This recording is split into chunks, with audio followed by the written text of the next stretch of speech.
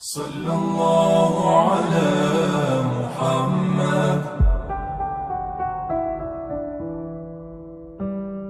اللہ تعالیٰ نے انسان کو یاد کرایا ہے کہ تو نے عبادت اپنے رب کی کرنی ہے، اور فرمایا رب تمہارا وہ ہے جس نے تمہارے لیے زمین کو فرش بنایا ہے، آسمان کو چھت بنایا ہے، اور آسمان سے پانی برسا کے تو زمین سے پھل اگائے ہیں، رزق لکم، وہ بھی تیرے کھانے کے لیے اگائے ہیں۔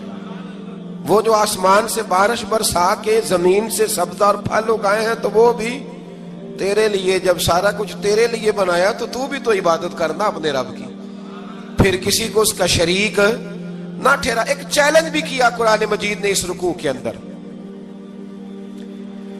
کہا کرتے تھے مکے کے لوگ کہ آپ قرآن مجید کی آیتیں نبی کریم علیہ السلام سے کہا کرتے تھے کہ معاذ اللہ آپ خود بناتے ہیں، بنا کے لاتے ہیں۔ تو اللہ کریم نے فرمایا وَإِن كُنتُمْ فِي رَيْبٍ مِّمَّا نَزَّلْنَا عَلَىٰ عَبْدِنَا فَأْتُوا بِسُورَةٍ مِّن مِّثْلِهِ، اگر تمہیں شک ہو نا اس میں جو ہم نے بندہ خاص پہ نازل کیا ہے تو تم بھی اس جیسی ایک صورت بنا کے لاؤ۔ پڑھے لکھے تو تم بھی ہو نا، مکے میں تم بھی رہتے ہو، تو ایک صورت بنا کے لاؤ۔ قرآن مجید ہم سے چھینا گیا ہے سازش کے تحت، اس لیے کہ جس قوم کو قرآن آ جاتا ہے نا پھر کوئی کافر اس کا مقابلہ نہیں کر سکتا۔ دیکھیں نا، اگر کافروں کے پاس جواب ہوتا قرآن پاک کا تو بدر اور احد میں نا کوئی آیت بنا کے لاتے قرآن کے مقابلے کی، تلواریں لے کے نہ آتے، ان کے پاس جواب ہی نہیں تھا۔ اور قیامت تک کسی کافر کے پاس قرآن مجید کا کوئی جواب، قرآن کا کوئی جواب، قسم اللہ کی جواب کوئی نہیں، قرآن کا اس کا کوئی جواب نہیں۔ کیا بات ہے قرآن پاک کی۔ وہ ایک دفعہ مسلمہ کذاب بے ایمان کہنے لگا میں نے بنا لیا ہے قرآن پاک کا جواب، معاذ اللہ۔ جواب کیا بنایا؟ وہ سورت ہے نا القاریۃ ملقاریہ، وما ادراک ملقاریہ، کھڑکھڑانے والی کیا ہے، کھڑکھڑانے والی تمہیں کیا پتا کیا ہے کھڑکھڑی، قیامت کا ذکر ہے۔ کہنے لگا میں نے اس جیسی صورت بنا لیا، تو کیا بنایا؟ الفیل ملفیل، وما ادراک ملفیل۔ کہنے لگا ہاتھی، تمہیں کیا پتا کیا ہاتھی، تم کیا جانو کیا ہاتھی۔ تو پاس جو اس کے اپنے بیٹھے تھے نا چیلے، وہ کہنے لگے چپ کر جا، سارے زمانے کو پتا ہے ہاتھی کیا ہوتا ہے۔ تو پاگل ہے، اس کے دو کان ہوتے ہیں، ایک سونڈ ہوتی ہے، چار اس کے پیر ہوتے ہیں۔ بیوقوف آدمی، قرآن کا مقابلہ کرنا ہے تو کچھ چج کے ساتھ کر، پاگلوں کی طرح مقابلہ کرے گا، جوتے کھائے گا بھی ہمیں بھی پڑھوائے گا۔ تو قرآن مجید کا کوئی مقابلہ کر سکا؟ تو اس آیہ مبارکہ میں اللہ نے کافروں کو یہ کہا اگر مقابلہ نہیں کر سکتے تو پھر اللہ سے ڈرو، ورنہ دوزخ میں ڈالے جاؤ گے، وہ جس کا ایندھن آدمی اور پتھر ہے، اور بنائی بھی کافروں کے لیے گئی ہے۔ اعدت للکافرین، جہنم کس کے لیے بنائی گئی ہے؟ کافروں اور منافقوں کے لیے۔ مسلمانوں کے لیے بنائی گئی، مسلمان مرضی سے چھلانگے لگائیں تو ان کی موج ہے، ورنہ ان کے لیے جہنم، ان کے لیے اللہ نے جنت بنائی ہے۔ اور یہ بات کرتے ہی رب کریم نے فرمایا اے محبوب علیہ السلام، مومنوں کو خوشخبری دے دیں کہ اللہ نے ان کے لیے جنت بنائی ہے، اس میں باغات ہیں، انہیں رزق دیا جائے گا کھانے کے لیے، اور اس میں انہیں پاکیزہ بیویاں دی جائیں گی، اور پھر وہ اس میں ہمیشہ رہیں گے، انہیں اس سے نکالا نہیں جائے گا۔ آگے جو آیات کریمہ ہے نا اس کے اندر اللہ تبارک و تعالیٰ نے فرمایا ہے کہ اللہ حیا نہیں کرتا سمجھانے کے لیے، مچھر کی مثال بھی دینی پڑے۔ فرمایا قرآن سے کچھ لوگ ہدایت حاصل کرتے ہیں اور کچھ گمراہ ہو جاتے ہیں۔ جب لوگ اپنی مرضی کی تشریحات چاہتے ہیں تو گمراہ ہوتے ہیں، اور جب قرآن کو رسول اللہ صلی اللہ علیہ وسلم اور امت مسلمہ کی تشریحات کی روشنی میں سمجھتے ہیں تو پھر اللہ ہدایت عطا فرماتا ہے۔ پھر اللہ تبارک و تعالیٰ نے آگے ارشاد فرمایا حضرت آدم کی پیدائش کا واقعہ۔ مفسرین نے لکھا ہے اللہ نے مشورہ کیا تھا فرشتوں سے، وَإِذْ قَالَ رَبُّكَ لِلْمَلَائِكَةِ إِنِّي جَاعِلٌ فِي الْأَرْضِ خَلِيفَةً، لیکن کچھ مفسرین کہتے ہیں کہ اللہ کو ضرورت نہیں فرشتوں سے مشورہ کرنے کی، اللہ نے فرشتوں سے مشورہ نہیں کیا، بلکہ رب نے انہیں آگاہ فرمایا تھا کہ میں لگا ہوں زمین پہ اپنا نائب بنانے، میں خلافت دینے لگا ہوں زمین پہ۔ اب یہ تو دینے والی کی مرضی ہے نا اس نے کس کو دینی ہے، یہ تو دینے والے کی مرضی ہے نا اس نے۔ تو کچھ لوگ کہتے ہیں کہ دینے والے سے زیادہ ہمیں پتہ ہے، تو فرشتوں کو بھی یہ اجتہادی خطا ہو گئی، کہنے لگے یا اللہ اسے نہ بنانا، یہ فساد کرے گا، یہ خون ریزیاں کرے گا۔ تو اللہ نے فرمایا جو میں جانتا ہوں وہ تم، اللہ اکبر، امام راضی فرماتے ہیں جب رمضان آتا ہے تو اللہ فرشتوں سے کہتا ہے ذرا یہ کھول کے دروازے دیکھو نا یہ زمین پہ کیا کر رہے ہیں. تم تو کہتے تھے فساد کریں گے اور یہ سارے تراویحاں پڑھ رہے ہیں. تم تو گویا کہتے تھے فساد کریں گے اور یہ تو دیکھو گویا رمضان کے روزے رکھ رہے ہیں. یہ تو میری یاد میں نکلے ہوئے ہیں. تم کچھ کہتے تھے اور دیکھو میں نے تمہیں کہا تھا نا جو میں جانتا ہوں وہ تم. اللہ نے پھر حضرت آدم علیہ السلام کو تمام زمانے کے علوم عطا کیے, علم سکھا لیا. تو فرشتوں سے کہا تم بھی ان چیزوں کے نام بتاؤ, تو وہ بتا سکے نہیں. اللہ نے فرمایا اب اس طرح کرو آدم کو سجدہ کرو. سب نے سجدہ کیا سوائے وہ. کہنے لگا یا اللہ صرف تجھے ہی کرنا ہے. کرنا بھی صرف اللہ کو چاہیے پر رب کے آگے بھی جھکنا چاہیے, اور جس کے سامنے رب جھکائے نا وہاں بھی. اور یہ جو عاجزی ہے نا, یہ جو جھکنا ہے یہ علم کے آگے ہے. ہماری مصیبت یہ ہے کہ ہم علم کے آگے بھی گردن جھکانے کو تیار نہیں ہوتے, وہاں بھی ہم خود عالم فاضل بن جاتے ہیں. تو فرمایا کہ سب سے کہا سجدہ کرو, سب نے سجدہ کیا سوائے ابلیس کے. تو پھر ہوا کیا وکان من الکافرین, وہ کافروں میں سے ہو گیا. پھر اللہ نے حضرت آدم کو اور جناب حوا کو نا مقام دے دیا جنت میں رہنے کے لیے, اور کہا سارا کچھ کھانا, درخت کے قریب نہ جانا.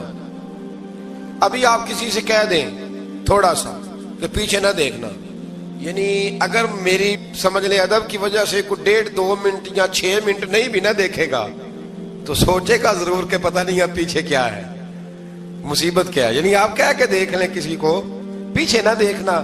فطرت ہے نا انسان کی, وہ جستجو کرتا ہے. کہا اس درخت کے پاس نہ جانا. تو حضرت حوا سلام اللہ علیہ کہتے ہیں دل میں خیال رہتا تھا کہ آخر ہے کیا درخت کے پاس. یہی انسان کا عقیدہ توحید ہے کہ جہاں سے رب منع کر دے وہاں وہ منع ہو جائے. اور یہ ان کی خطا نہیں تھی, یہ اللہ کی حکمت تھی, چونکہ رب نے تو پہلے کہہ دیا تھا بنایا ہی زمین کے لیے, تو یہ تو سارا کچھ ہونا تھا تو زمین پہ آنا تھا نا.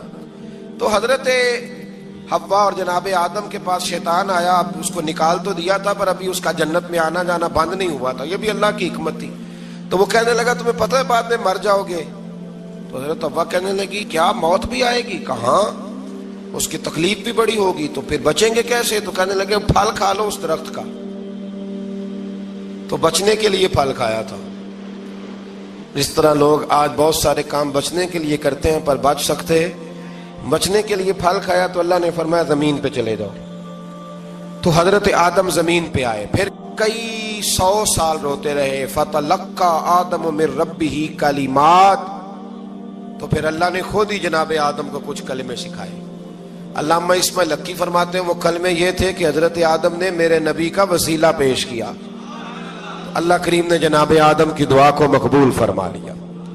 پھر آگے بنی اسرائیل کا ذکر آ جاتا ہے. اللہ تعالیٰ نے بنی اسرائیل, آج آپ اسی قوم کو یہودی کہتے ہیں, ان کو اللہ نے اس زمانے میں فضیلت عطا کی تھی بہت زیادہ. تو عرب کے اندر جب نبی پاک علیہ السلام نے اعلان نبوت کیا تو کچھ لوگوں نے یہ کہہ دیا کہ اگر یہ یہودی کلمہ پڑھ لیں گے تو ہم بھی پڑھ لیں گے. تو پھر اللہ نے انہیں یاد کرایا کہ تم اصل میں کیا ہو, تمہیں کلمہ پڑھنا چاہیے. تو اہل یہود کا تذکرہ کرتے کرتے رب کریم نے ایک بات یہ بھی ارشاد فرمائی کہ تم لوگوں کو تو کہتے رہے ہو کہ وہ نبی آنے والے ہیں, وہ نبی آنے والے ہیں, اور جب آ گئے ہیں تو ماننے کو تیار نہیں ہو. تو فرمایا تأمرون الناس بالبر وتنسون انفسکم وانتم تتلون الکتاب, لوگوں کو بھلائی کا حکم دیتے ہو اور اپنے آپ کو بھول جاتے ہو. افلا تعقلون, تمہیں عقل نہیں؟ پھر اللہ نے انہیں یہ بھی یاد کرایا کہ یاد کرو وہ زمانہ کہ جب فرعون نے خواب دیکھ لیا تھا کہ کوئی بچہ اس کی سلطنت کو تباہ کرے گا, تو پھر اس نے تمہارے بچوں کو ذبح کرانا شروع کیا اور تمہاری بیٹیوں کو چھوڑتا تھا. فرمایا یہ بھی تو تم نے دیکھا, میں نے تمہیں پھر تم سے کہا جہاد کرو قوم عمالقہ کے خلاف, تو مقام طیہ میں جا کے یہ لوگ کہنے لگے ہم سے جہاد نہیں ہوتا. اللہ نے انہیں ایک میدان میں قید کر دیا. بڑی دلچسپ بات, قید تو لوگ ہوتے ہیں نا چار دیواری میں, تو اللہ نے بنی اسرائیل والوں کو جب انہوں نے کہا ہم جہاد نہیں کریں گے تو اللہ نے میدان میں قید کر دیا. میدان میں, یہ یاد رکھیں, جب انسان اللہ کی نافرمانی کرتا ہے تو اسے ایسی قید ملتی ہے جس کا اس نے تصور بھی نہیں کیا ہوتا. ایک میدان ہے مقام طیہ, قید ہو گئے. سارا دن سفر کرتے تھے, سارا دن, تو رات کو تھک کے سوتے تھے, صبح اٹھتے تھے نا جب, تو وہیں ہوتے تھے جہاں کل صبح چلے تھے. تو رب جب کسی کو قیدی بناتا ہے تو اسے زنجیروں کی سلاخوں کی ضرورت، دعا فرمائے اللہ تبارک و تعالی غموں سے نجات عطا فرمائے، یہ دعا فرمائے۔ ایسی قید دیتا ہے کہ جس سے پھر چھٹکارا ہو سکتا۔ تو بنی اسرائیل کا بہت زیادہ تذکرہ اس بارے میں اللہ تبارک و تعالی نے پھر بیان کیا، اور پھر کہا کہ انہیں جو حکم دیا جاتا تھا یہ اس کی سرتابی کرتے تھے، پھر اللہ نے ان پر ذلت نازل کر دی اور یہ ہمیشہ اس کا شکار رہیں۔ قوم سبت کا ذکر فرمایا اللہ نے، ہفتے والے دن کچھ لوگ نافرمانی کرتے تھے۔ ہمارے بھی ہیلے بہانے ہیں نا آج کل کاروبار میں، تو اسی سپارے کی آیت نمبر 65 کے اندر اللہ تعالیٰ نے حضرت داؤد کی قوم کا ذکر کیا کہ اللہ نے انہیں حکم دیا تھا کہ ہفتے والے دن مچھلیاں نہیں پکڑنی، تو وہ کہتے تھے چلو ہاتھ لگا کے نہیں پکڑنی، ہاتھ لگا کے۔ وہ ہمارے لوگ ہیلے بہانے تلاش کر لیتے ہیں نا، وہ بڑے جناب انشورنس والا آ گیا، اب وہ بینک والا آ گیا، وہ فلانے صاحب آ گئے، وہ تروڑ مروڑ کے کہانیاں باتیں، اور پھر ہمیں بھی رستے مل جاتے ہیں بچنے کے۔ مفتی صاحب نے کہہ دیا تھا، ایک مولانا سے میں نے ان کو کہا ہفتے والے دن مچھلیاں نہیں پکڑنی، کہا نہیں پکڑتے، چھوٹے چھوٹے حوض بنا لیے۔ تو مچھلیاں زیادہ آتی تھی اس دن، یہ بھی اللہ کی قدرت تھی، نماز کے وقت گاہک زیادہ آتے ہیں، یہ اس کی قدرت ہوتی ہے۔ تو وہ مچھلیاں حوض میں جمع ہو جاتی ہیں، یوں سمجھ لیں کہ جال انہوں نے لگا لیے ہوئے تھے، تو جال میں وہ پھنستی رہتی تھی، حوضوں میں آتی رہتی تھی۔ ہفتے کو نہیں پکڑتے تھے، اتوار کو پکڑ لیتے تھے، تو پھر اللہ نے انہیں سزا دی۔ فرمایا تماشے کرتے ہو اللہ کے حکم کے ساتھ، کیا سزا دی؟ فَقُلْنَا لَهُمْ كُونُوا قِرَادَةً خَاسِئِينَ، فرمایا بندر بن جاؤ دھتکارے ہوئے۔ جو رزق حرام طریقے سے کماتے تھے رب انہیں بندر بنا دیتا تھا۔ ابھی بھی میں نے دیکھے ہیں بڑے بڑے تاجر پاگلوں جیسی زندگی گزار رہے ہیں، نفسیاتی طور پہ سکون نہیں ہے، کروڑوں روپیہ پڑا ہے۔ کیوں؟ اس لیے کہ رب کے بتائے ہوئے طریقے کے مطابق تجارت نہیں کرتے۔ آگے ایک اور دلچسپ بات آ گئی، بنی اسرائیل کے اندر نا ایک شخص نے اپنے چچا کو قتل کر دیا جائیداد کے لیے۔ یہ دیکھیں کب سے لوگ جائیداد کے لیے قتل کرتے آ رہے ہیں۔ چچا کو قتل کر دیا، اور قتل کر کے حضرت موسیٰ علیہ السلام کے پاس آئے کہ میرے چچا کو کسی نے قتل کر دیا ہے، تو بتائیں کیا کرنا ہے؟ تو آپ نے فرمایا کہ گائے ذبح کرو، اور اس کا ایک ٹکڑا مقتول کو مارو، مرنے والے کو، وہ خود اٹھ کے بتا دے گا مجھے کس نے قتل کیا ہے۔ اب ارادہ نہیں تھا گائے ذبح کرنے کا، تو بہانے کرنے لگے۔ ارادہ نہیں نہ ہوتا تو پھر کیا ہوتے ہیں؟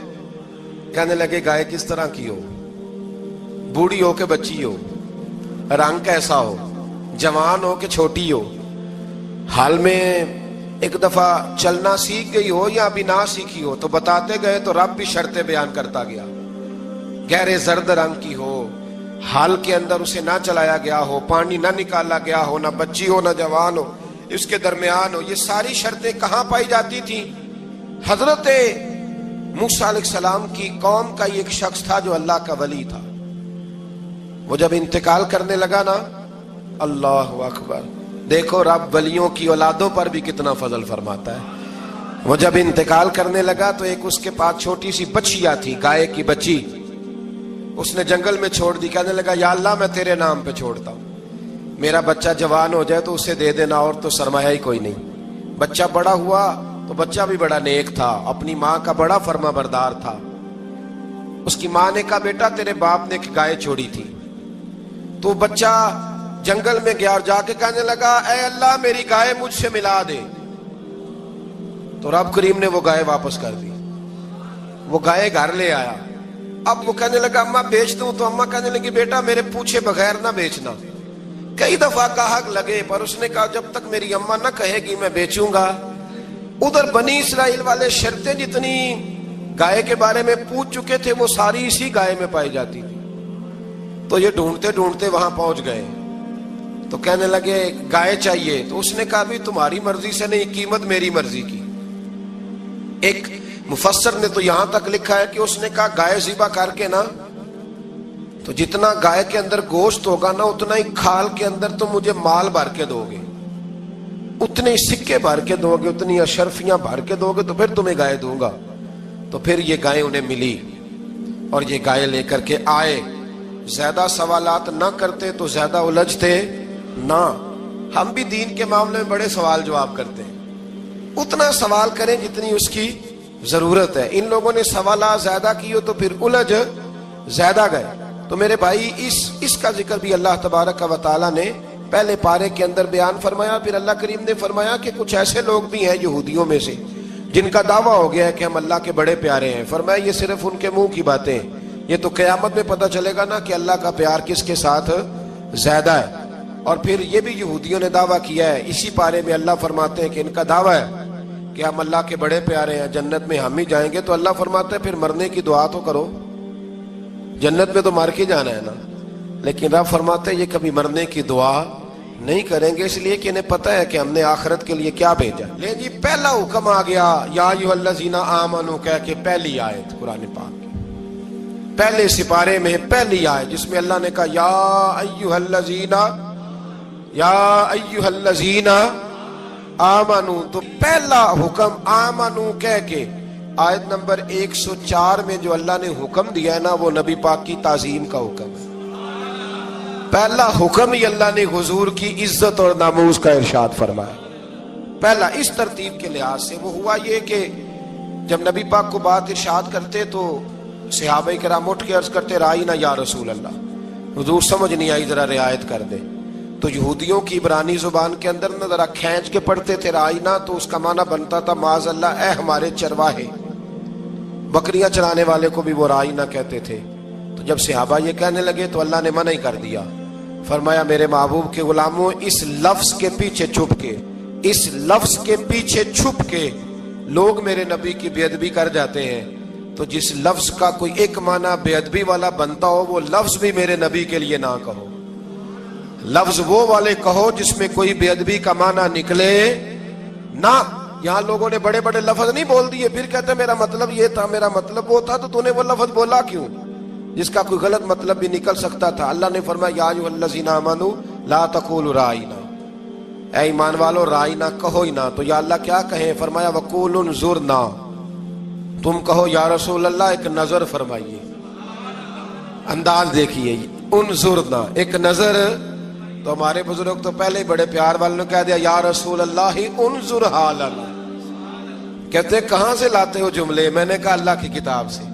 یا رسول اللہ انظر حالنا, یا حبیب اللہ اسمع قالا.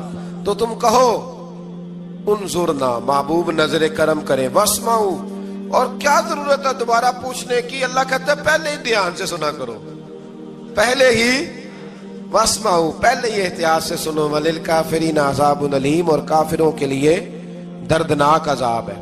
لے جی اسی پارے میں اللہ تبارک و تعالیٰ نے پھر اہل یہود کا ذکر کیا. تو یہود کہنے لگے کہ ہم حضرت ابراہیم کے ماننے والے ہیں. تو اللہ کریم نے وہ بھی ذکر کیا کہ میں نے تو ابراہیم کو آزمایا ہے. وَإِذِ ابْتَلَىٰ إِبْرَاهِيمَ رَبُّهُ بِكَلِمَاتٍ فَأَتَمَّهُنَّ, ہم نے ابراہیم کو کچھ چیزوں سے آزمایا ہے, وہ ہماری آزمائش پہ پورے اترے. قَالَ إِنِّي جَاعِلُكَ لِلنَّاسِ إِمَامًا, تو پھر ہم نے انہیں کہا کہ ہم آپ کو پوری دنیا کا امام بنائیں گے.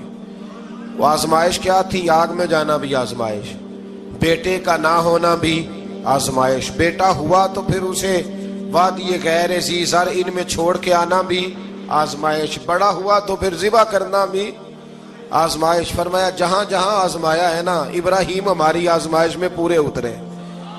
فرمایا تو مفت میں حضرت ابراہیم کی اولاد بنتے ہو اور ان کا نام لیتے اور ان کے ساتھ اپنا تعلق بناتے ہو, دیکھو تو صحیح وہ کتنی آزمائشوں سے گزرے. تو اس کا بھی اللہ نے اسی میں ذکر فرمایا. اور پھر وہ بات کرتے تھے حضرت یعقوب کی اور حضرت اسحاق کی. تو فرمایا وہ تو ہمارے اتنے خاص بندے تھے کہ وصال کا وقت بھی انہوں نے اپنی اولادوں کو نصیحت فرمائی تھی کہ اللہ کی توحید پہ قائم رہنا. اس کا ذکر بھی اللہ نے اسی پارے میں بیان فرمایا. اور جو حضرت ابراہیم اور جناب اسماعیل نے کعبہ تعمیر کیا تو اس کا ذکر بھی اللہ تعالیٰ نے اسی پارے میں فرمایا. فرمایا جب وہ کعبہ بنا رہے تھے تو کہہ رہے تھے ربنا تقبل منا, کہہ رہے تھے اے اللہ بنا ہم نے دیا ہے پر مہربانی فرما ہم سے قبول فرما لے. تو جو آیہ کریمہ آخر میں عرض کرنا چاہتا ہوں اس پر بھی تھوڑی توجہ فرمائیں گے تو بات بڑی نکھر کے باہر آئے گی. یہ 16ویں رکوع کے اندر اللہ نے پھر یہود کا اور عیسائیت کا ذکر فرمایا. تو اللہ کریم نے ایک بات ارشاد فرمائی, یہودیوں کے ہاں جب کوئی بچہ پیدا ہوتا تھا پیلے رنگ کے ساتھ اس کو رنگتے تھے, یا کوئی خاص رنگ تھا ان کا. بچہ پیدا ہوتا تو اس پر وہ رنگ چڑھاتے ہیں کہ یہ جی ہمارے مذہب کا رنگ ہے. ہمارے ہاں بھی رسمیں ہیں نا اپنی اپنی، معاذ اللہ اپنی اپنی نہیں ہونی چاہیے، اللہ رسول کا حکم ہونا چاہیے.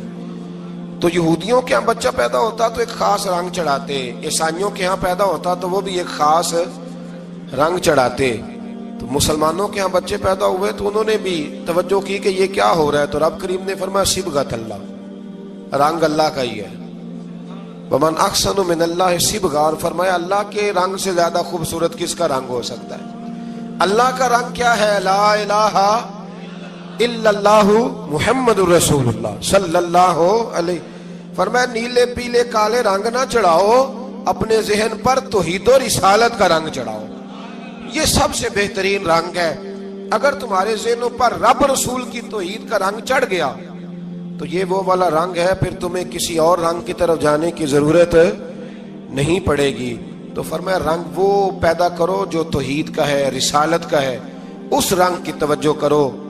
قرآن مجید کے اس پارے میں اللہ کریم نے مختلف باتیں بیان کر کے آخری رکوع میں یہ جو رنگ کا ذکر فرمایا نا، تو یہ لگتا ہے پورے پارے کا خلاصہ ہے کہ رب کریم نے فرمایا اصل بات یہ ہے کہ تمہاری سوچوں پہ رب رسول کی توحید و رسالت کا رنگ ہونا چاہیے. ہر وقت بچہ پیدا ہو کو دنیا سے جائے تو رنگ کس کا ہونا چاہیے؟ اللہ رسول کے دین کا. اللہ تعالی ہمیں سمجھنے کی توفیق عطا فرمائے. آخر دعوانا ان الحمدللہ.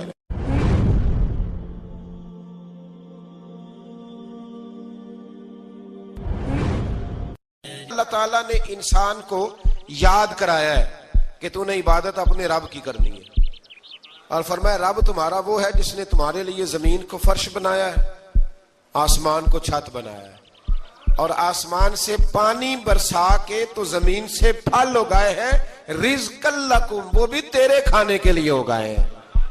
وہ جو آسمان سے بارش برسا کے زمین سے سبز اور پھل اگائے ہیں تو وہ بھی تیرے لیے. جب سارا کچھ تیرے لیے بنایا تو بھی تو عبادت کرنا اپنے رب کی، پھر کسی کو اس کا شریک نہ ٹھہرا. ایک چیلنج بھی کیا قرآن مجید نے اس رکوع کے اندر. کہا کرتے تھے مکے کے لوگ کہ آپ قرآن مجید کی آیتیں نبی کریم علیہ السلام سے کہا کرتے تھے کہ معاذ اللہ آپ خود بناتے ہیں، بنا کے لاتے ہیں. تو اللہ کریم نے فرمایا وَإِن كُنتُمْ فِي رَيْبٍ مِّمَّا نَزَّلْنَا عَلَىٰ عَبْدِنَا فَأْتُوا بِسُورَةٍ مِّن مِّثْلِهِ، اگر تمہیں شک ہو نا اس میں جو ہم نے بندہ خاص پہ نازل کیا ہے تو تم بھی اس جیسی ایک صورت بنا کے لاؤ. پڑھے لکھے تو تم بھی ہو نا، مکے میں تم بھی رہتے ہو، تو ایک صورت بنا کے لاؤ. قرآن مجید ہم سے چھینا گیا ہے سازش کے تحت، اس لیے کہ جس قوم کو قرآن آ جاتا ہے نا پھر کوئی کافر اس کا مقابلہ نہیں کر سکتا. دیکھیں نا اگر کافروں کے پاس جواب ہوتا قرآن پاک کا تو بدر اور احد میں نا کوئی آیت بنا کے لاتے قرآن کے مقابلے کی، تلواریں لے کے نہ آتے. ان کے پاس جواب ہی نہیں تھا، اور قیامت تک کسی کافر کے پاس قرآن مجید کا کوئی جواب، قرآن کا کوئی جواب، قسم اللہ کی جواب کوئی نہیں قرآن کا، اس کا کوئی جواب نہیں. کیا بات ہے قرآن پاک کی. وہ ایک دفعہ مسلمہ کذاب بے ایمان کہنے لگا میں نے بنا لیا ہے قرآن پاک کا جواب. معاذ اللہ. جواب کیا بنایا؟ وہ صورت ہے نا القاریۃ ملقاریہ، وما ادراک ملقاریہ، کھڑکھڑانے والی. کیا ہے کھڑکھڑانے والی؟ تمہیں کیا پتا کیا ہے کھڑکھڑی؟ قیامت کا ذکر ہے. کہنے لگا میں نے اس جیسی صورت بنا لیا. تو کیا بنایا؟ الفیل ملفیل، وما ادراک ملفیل. کہنے لگا ہاتھی، تمہیں کیا پتا کیا ہاتھی، تم کیا جانو کیا ہاتھی. تو پاس جو اس کے اپنے بیٹھے تھے نا چیلے، وہ کہنے لگے چپ کر جا، سارے زمانے کو پتا ہے ہاتھی کیا ہوتا ہے. تو پاگل ہے، اس کے دو کان ہوتے ہیں، ایک سونڈ ہوتی ہے، چار اس کے پیر ہوتے ہیں. بیوقوف آدمی، قرآن کا مقابلہ کرنا ہے تو کچھ چج کے ساتھ کر. پاگلوں کی طرح مقابلہ کرے گا، جوتے کھائے گا بھی، ہمیں بھی پڑھوائے گا. تو قرآن مجید کا کوئی مقابلہ کر سکا؟ تو اس آیہ مبارکہ میں اللہ نے کافروں کو یہ کہا اگر مقابلہ نہیں کر سکتے تو پھر اللہ سے ڈرو، ورنہ دوزخ میں ڈالے جاؤ گے. وہ جس کا ایندھن آدمی اور پتھر ہے، اور بنائی بھی کافروں کے لیے گئی ہے. اعدت للکافرین، جہنم کس کے لیے بنائی گئی ہے؟ کافروں اور منافقوں کے لیے. مسلمانوں کے لیے بنائی گئی. مسلمان مرضی سے چھلانگے لگائیں تو ان کی موج ہے، ورنہ ان کے لیے جہنم، ان کے لیے اللہ نے جنت بنائی ہے. اور یہ بات کرتے ہی رب کریم نے فرمایا اے محبوب علیہ الصلوۃ والسلام مومنوں کو خوشخبری دے دیں کہ اللہ نے ان کے لیے جنت بنائی ہے، اس میں باغات ہیں، انہیں رزق دیا جائے گا کھانے کے لیے، اور اس میں انہیں پاکیزہ بیویاں دی جائیں گی، اور پھر وہ اس میں ہمیشہ رہیں گے، انہیں اس سے نکالا نہیں جائے گا۔ آگے جو آیات کریمہ ہے نا، اس کے اندر اللہ تبارک و تعالیٰ نے فرمایا ہے کہ اللہ حیا نہیں کرتا سمجھانے کے لیے مچھر کی مثال بھی دینی پڑے۔ فرمایا قرآن سے کچھ لوگ ہدایت حاصل کرتے ہیں اور کچھ گمراہ ہو جاتے ہیں۔ جب لوگ اپنی مرضی کی تشریحات چاہتے ہیں تو گمراہ ہوتے ہیں، اور جب قرآن کو رسول اللہ صلی اللہ علیہ وسلم اور امت مسلمہ کی تشریحات کی روشنی میں سمجھتے ہیں تو پھر اللہ ہدایت عطا فرماتا ہے۔ پھر اللہ تبارک و تعالیٰ نے آگے ارشاد فرمایا حضرت آدم کی پیدائش کا واقعہ۔ کچھ مفسرین نے لکھا ہے اللہ نے مشورہ کیا تھا فرشتوں سے، وَإِذْ قَالَ رَبُّكَ لِلْمَلَائِكَةِ إِنِّي جَاعِلٌ فِي الْأَرْضِ خَلِيفَةً، لیکن کچھ مفسرین کہتے ہیں کہ اللہ کو ضرورت نہیں فرشتوں سے مشورہ کرنے کی، اللہ نے فرشتوں سے مشورہ نہیں کیا، بلکہ رب نے انہیں آگاہ فرمایا تھا کہ میں لگا ہوں زمین پہ اپنا نائب بنانے، میں خلافت دینے لگا ہوں زمین پہ۔ اب یہ تو دینے والی کی مرضی ہے نا اس نے کس کو دینی ہے، یہ تو دینے والے کی مرضی ہے نا اس نے۔ تو کچھ لوگ کہتے ہیں کہ دینے والے سے زیادہ ہمیں پتہ ہے، تو فرشتوں کو بھی یہ اجتہادی خطا ہو گئی، کہنے لگے یا اللہ اسے نہ بنانا، یہ فساد کرے گا، یہ خون ریزیاں کرے گا۔ تو اللہ نے فرمایا جو میں جانتا ہوں وہ تم، اللہ اکبر۔ امام راضی فرماتے جب رمضان آتا ہے تو اللہ فرشتوں سے کہتا ہے ذرا یہ کھول کے دروازے دیکھو نا یہ زمین پہ کیا کر رہے ہیں، تم تو کہتے تھے فساد کریں گے اور یہ سارے تراویحیں پڑھ رہے ہیں، تم تو گویا کہتے تھے فساد کریں گے اور یہ تو دیکھو گویا رمضان کے روزے رکھ رہے ہیں، یہ تو میری یاد میں نکلے ہوئے ہیں۔ تم کچھ کہتے تھے اور دیکھو میں نے تمہیں کہا تھا نا جو میں جانتا ہوں وہ تم۔ اللہ نے پھر حضرت آدم علیہ السلام کو تمام زمانے کے علوم عطا کیے، علم سکھا لیا۔ تو فرشتوں سے کہا تم بھی ان چیزوں کے نام بتاؤ، تو وہ بتا سکے نہیں۔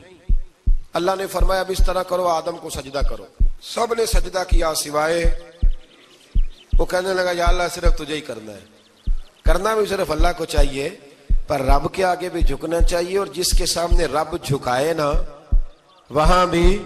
اور یہ جو عاجزی ہے نا، یہ جو جھکنا ہے، یہ علم کے آگے ہے۔ ہماری مصیبت یہ ہے کہ ہم علم کے آگے بھی گردن جھکانے کو تیار نہیں ہوتے، وہاں بھی ہم خود عالم فاضل بن جاتے ہیں۔ تو فرمایا کہ سب سے کہا سجدہ کرو، سب نے سجدہ کیا سوائے ابلیس کے۔ تو پھر ہوا کیا وَكَانَ مِنَ الْكَافِرِينَ، وہ کافروں میں سے ہو گیا۔ پھر اللہ نے حضرت آدم کو اور جناب حوا کو نا مقام دے دیا جنت میں رہنے کے لیے، اور کہا سارا کچھ کھانا، درخت کے قریب نہ جانا۔ ابھی آپ کسی سے کہہ دیں تھوڑا سا کہ پیچھے نہ دیکھنا، یعنی اگر میری سمجھ لیں ادب کی وجہ سے کوئی 1.5-2 منٹ یا 6 منٹ نہیں بھی نہ دیکھے گا تو سوچے گا ضرور کہ پتہ نہیں اب پیچھے کیا ہے، مصیبت کیا ہے۔ یعنی آپ کہہ کے دیکھ لیں کسی کو، پیچھے نہ دیکھنا، فطرت ہے نا انسان کی، وہ جستجو کرتا ہے، کہا اس درخت کے پاس نہ جانا۔ تو حضرت حوا سلام اللہ علیہ کہتے ہیں دل میں خیال رہتا تھا کہ آخر ہے کیا درخت کے پاس۔ یہی انسان کا عقیدہ توحید ہے کہ جہاں سے رب منع کر دے وہاں وہ منع ہو جائے، اور یہ ان کی خطا نہیں تھی، یہ اللہ کی حکمت تھی، چونکہ رب نے تو پہلے کہہ دیا تھا بنایا ہی زمین کے لیے، تو یہ تو سارا کچھ ہونا تھا تو زمین پہ آنا تھا نا۔ تو حضرت حوا اور جناب آدم کے پاس شیطان آیا، اب اس کو نکال تو دیا تھا پر ابھی اس کا جنت میں آنا جانا بند نہیں ہوا تھا، یہ بھی اللہ کی حکمت تھی۔ تو وہ کہنے لگا تمہیں پتہ ہے بعد میں مر جاؤ گے؟ تو حضرت حوا کہنے لگی کیا موت بھی آئے گی؟ کہاں، اس کی تکلیف بھی بڑی ہوگی، تو پھر بچیں گے کیسے؟ تو کہنے لگے پھل کھا لو اس درخت کا۔ تو بچنے کے لیے پھل کھایا تھا۔ جس طرح لوگ آج بہت سارے کام بچنے کے لیے کرتے ہیں پر بچ سکتے، بچنے کے لیے پھل کھایا، تو اللہ نے فرمایا زمین پہ چلے جاؤ۔ تو حضرت آدم زمین پہ آئے، پھر کئی 100 سال روتے رہے۔ فَتَلَقَّى آدَمُ مِن رَبِّهِ کَلِمَاتٍ، تو پھر اللہ نے خود ہی جناب آدم کو کچھ کلمے سکھائے۔ علامہ اسماعیل لکی فرماتے ہیں وہ کلمے یہ تھے کہ حضرت آدم نے میرے نبی کا وسیلہ پیش کیا، تو اللہ کریم نے جناب آدم کی دعا کو مقبول فرما لیا۔ پھر آگے بنی اسرائیل کا ذکر آ جاتا ہے۔ اللہ تعالیٰ نے بنی اسرائیل، آج آپ اسی قوم کو یہودی کہتے ہیں، ان کو اللہ نے اس زمانے میں فضیلت عطا کی تھی بہت زیادہ۔ تو عرب کے اندر جب نبی پاک علیہ السلام نے اعلان نبوت کیا تو کچھ لوگوں نے یہ کہہ دیا کہ اگر یہ یہودی کلمہ پڑھ لیں گے تو ہم بھی پڑھ لیں گے. تو پھر اللہ نے انہیں یاد کرایا کہ تم اصل میں کیا ہو, تمہیں کلمہ پڑھنا چاہیے. تو اہل یہود کا تذکرہ کرتے کرتے رب کریم نے ایک بات یہ بھی ارشاد فرمائی کہ تم لوگوں کو تو کہتے رہے ہو کہ وہ نبی آنے والے ہیں, وہ نبی آنے والے ہیں, اور جب آ گئے ہیں تو ماننے کو تیار نہیں ہو. تو فرمایا تأمرون الناس بالبر وتنسون انفسکم وانتم تتلون الکتاب, لوگوں کو بھلائی کا حکم دیتے ہو اور اپنے آپ کو بھول جاتے ہو. افلا تعقلون, تمہیں عقل نہیں؟ پھر اللہ نے انہیں یہ بھی یاد کرایا کہ یاد کرو وہ زمانہ کہ جب فرعون نے خواب دیکھ لیا تھا کہ کوئی بچہ اس کی سلطنت کو تباہ کرے گا, تو پھر اس نے تمہارے بچوں کو ذبح کرانا شروع کیا اور تمہاری بیٹیوں کو چھوڑتا تھا. فرمایا یہ بھی تو تم نے دیکھا, میں نے تمہیں پھر تم سے کہا جہاد کرو قوم عمالقہ کے خلاف, تو مقام طیہ میں جا کے یہ لوگ کہنے لگے ہم سے جہاد نہیں ہوتا. اللہ نے انہیں ایک میدان میں قید کر دیا. بڑی دلچسپ بات, قید تو لوگ ہوتے ہیں نا چار دیواری میں, تو اللہ نے بنی اسرائیل والوں کو جب انہوں نے کہا ہم جہاد نہیں کریں گے تو اللہ نے میدان میں قید کر دیا. میدان میں, یہ یاد رکھیں, جب انسان اللہ کی نافرمانی کرتا ہے تو اسے ایسی قید ملتی ہے جس کا اس نے تصور بھی نہیں کیا ہوتا. ایک میدان ہے مقام طیہ, قید ہو گئے. سارا دن سفر کرتے تھے, سارا دن, تو رات کو تھک کے سوتے تھے, صبح اٹھتے تھے نا جب, تو وہیں ہوتے تھے جہاں کل صبح چلے تھے. تو رب جب کسی کو قیدی بناتا ہے تو اسے زنجیروں کی سلاخوں کی ضرورت, دعا فرمائے اللہ تبارک و تعالی غموں سے نجات عطا فرمائے. یہ دعا فرمائے, ایسی قید دیتا ہے کہ جس سے پھر چھٹکارا ہو سکتا. تو بنی اسرائیل کا بہت زیادہ تذکرہ اس پارے میں اللہ تبارک و تعالی نے پھر بیان کیا, اور پھر کہا کہ انہیں جو حکم دیا جاتا تھا یہ اس کی سرتابی کرتے تھے. پھر اللہ نے ان پر ذلت نازل کر دی اور یہ ہمیشہ اس کا شکار رہے. قوم سبت کا ذکر فرمایا اللہ نے. ہفتے والے دن کچھ لوگ نافرمانی کرتے تھے. ہمارے بھی ہیلے بہانے ہیں نا آج کل کاروبار میں. تو اسی سپارے کی آیت نمبر 65 کے اندر اللہ تعالیٰ نے حضرت داؤد کی قوم کا ذکر کیا کہ اللہ نے انہیں حکم دیا تھا کہ ہفتے والے دن مچھلیاں نہیں پکڑنی. تو وہ کہتے تھے چلو ہاتھ لگا کے نہیں پکڑنی, ہاتھ لگا کے. وہ ہمارے لوگ ہیلے بہانے تلاش کر لیتے ہیں نا, وہ بڑے جناب انشورنس والا آ گیا, اب وہ بینک والا آ گیا, وہ فلانے صاحب آ گئے, وہ تروڑ مروڑ کے کہانیاں باتیں, اور پھر ہمیں بھی رستے مل جاتے ہیں بچنے کے. مفتی صاحب نے کہہ دیا تھا, ایک مولانا سے میں نے ان کو کہا ہفتے والے دن مچھلیاں نہیں پکڑنے کا, نہیں پکڑتے, چھوٹے چھوٹے حوض بنا لیے. تو مچھلیاں زیادہ آتی تھی اس دن, یہ بھی اللہ کی قدرت تھی. نماز کے وقت گاہک زیادہ آتے ہیں, یہ اس کی قدرت ہوتی ہے. تو وہ مچھلیاں حوض میں جمع ہو جاتی ہیں. یوں سمجھ لیں کہ جال انہوں نے لگا لیے ہوئے تھے, تو جال میں وہ پھنستی رہتی تھی, حوضوں میں آتی رہتی تھی. ہفتے کو نہیں پکڑتے تھے, اتوار کو پکڑ لیتے تھے. تو پھر اللہ نے انہیں سزا دی. فرمایا تماشے کرتے ہو اللہ کے حکم کے ساتھ. کیا سزا دی؟ فَقُلْنَا لَهُمْ كُونُوا قِرَادَةً خَاسِئِينَ, فرمایا بندر بن جاؤ دھتکارے ہوئے. جو رزق حرام طریقے سے کماتے تھے رب انہیں بندر بنا دیتا تھا. ابھی بھی میں نے دیکھے ہیں بڑے بڑے تاجر پاگلوں جیسی زندگی گزار رہے ہیں. نفسیاتی طور پہ سکون نہیں ہے, کروڑوں روپیہ پڑا ہے. کیوں؟ اس لیے کہ رب کے بتائے ہوئے طریقے کے مطابق تجارت نہیں کرتے. آگے ایک اور دلچسپ بات آ گئی. بنی اسرائیل کے اندر نا ایک شخص نے اپنے چچا کو قتل کر دیا جائیداد کے لیے. یہ دیکھیں کب سے لوگ جائیداد کے لیے قتل کرتے آ رہے ہیں. چچا کو قتل کر دیا, اور قتل کر کے حضرت موسیٰ علیہ السلام کے پاس آئے کہ میرے چچا کو کسی نے قتل کر دیا ہے, تو بتائیں کیا کرنا ہے. تو آپ نے فرمایا کہ گائے ذبح کرو اور اس کا ایک ٹکڑا مقتول کو مارو, مرنے والے کو. وہ خود اٹھ کے بتا دے گا مجھے کس نے قتل کیا ہے. اب ارادہ نہیں تھا گائے ذبح کرنے کا تو بہانے کرنے لگے. ارادہ نہیں نہ ہوتا تو پھر کیا ہوتے ہیں, کہنے لگے گائے کس طرح کی ہو, بوڑھی ہو کہ بچی ہو, رنگ کیسا ہو, جوان ہو کہ چھوٹی ہو, حال میں ایک دفعہ چلنا سیکھ گئی ہو یا ابھی نہ سیکھی ہو. تو بتاتے گئے تو رب بھی شرطیں بیان کرتا گیا. گہرے زرد رنگ کی ہو, حال کے اندر اسے نہ چلایا گیا ہو, پانی نہ نکالا گیا ہو, نہ بچی ہو نہ جوان ہو, اس کے درمیان ہو. یہ ساری شرطیں کہاں پائی جاتی تھیں؟ حضرت موسیٰ علیہ السلام کی قوم کا ایک شخص تھا جو اللہ کا ولی تھا. وہ جب انتقال کرنے لگا نا, اللہ اکبر, دیکھو رب ولیوں کی اولادوں پر بھی کتنا فضل فرماتا ہے. وہ جب انتقال کرنے لگا تو ایک اس کے پاس چھوٹی سی بچیا تھی، گائے کی بچی، اس نے جنگل میں چھوڑ دی. کہنے لگا یا اللہ میں تیرے نام پہ چھوڑتا ہوں، میرا بچہ جوان ہو جائے تو اسے دے دینا، اور تو سرمایہ ہی کوئی نہیں. بچہ بڑا ہوا تو بچہ بھی بڑا نیک تھا، اپنی ماں کا بڑا فرما بردار تھا. اس کی ماں نے کہا بیٹا تیرے باپ نے ایک گائے چھوڑی تھی. تو بچہ جنگل میں گیا اور جا کے کہنے لگا اے اللہ میری گائے مجھ سے ملا دے. تو رب کریم نے وہ گائے واپس کر دی. وہ گائے گھر لے آیا.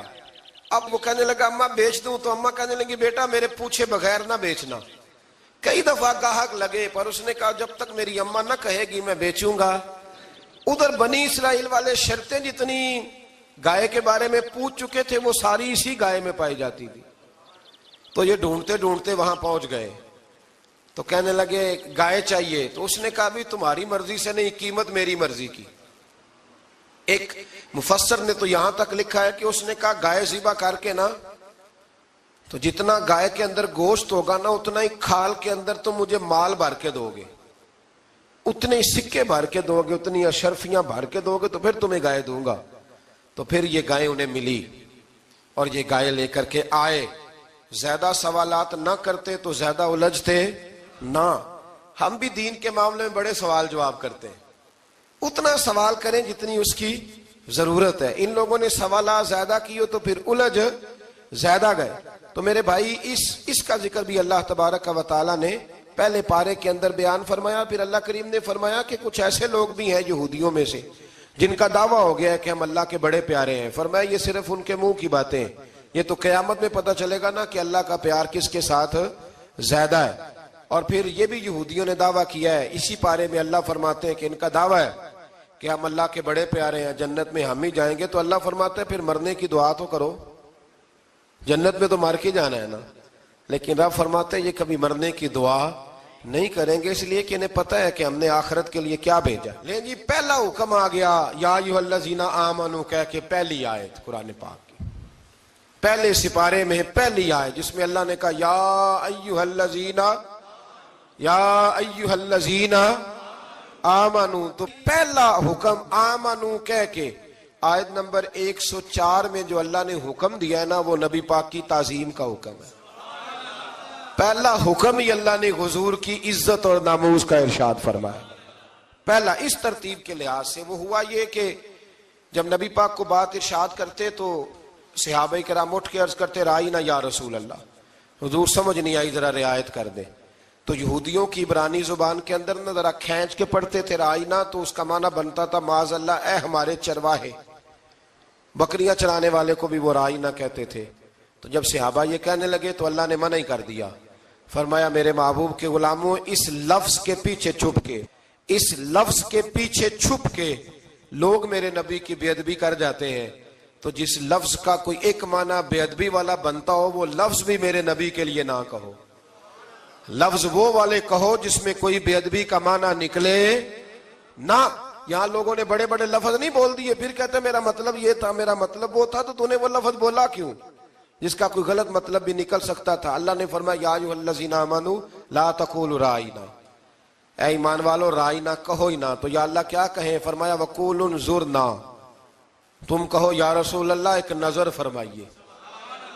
انداز دیکھیے انظرنا ایک نظر.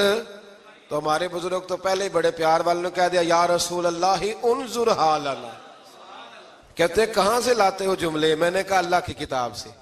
یا رسول اللہ انظر حالنا یا حبیب اللہ اسمع قالا.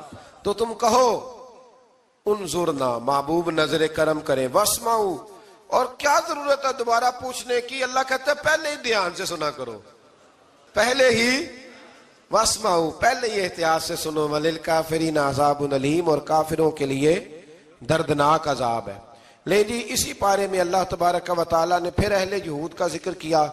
تو یہود کہنے لگے کہ ہم حضرت ابراہیم کے ماننے والے ہیں. تو اللہ کریم نے وہ بھی ذکر کیا کہ میں نے تو ابراہیم کو آزمایا ہے. وَإِذِ ابْتَلَىٰ إِبْرَاهِيمَ رَبُّهُ بِكَلِمَاتٍ فَأَتَمَّهُنَّ، ہم نے ابراہیم کو کچھ چیزوں سے آزمایا ہے، وہ ہماری آزمائش پہ پورے اترے قال انی جاعلک للناس اماما، تو پھر ہم نے انہیں کہا کہ ہم آپ کو پوری دنیا کا امام بنائیں گے۔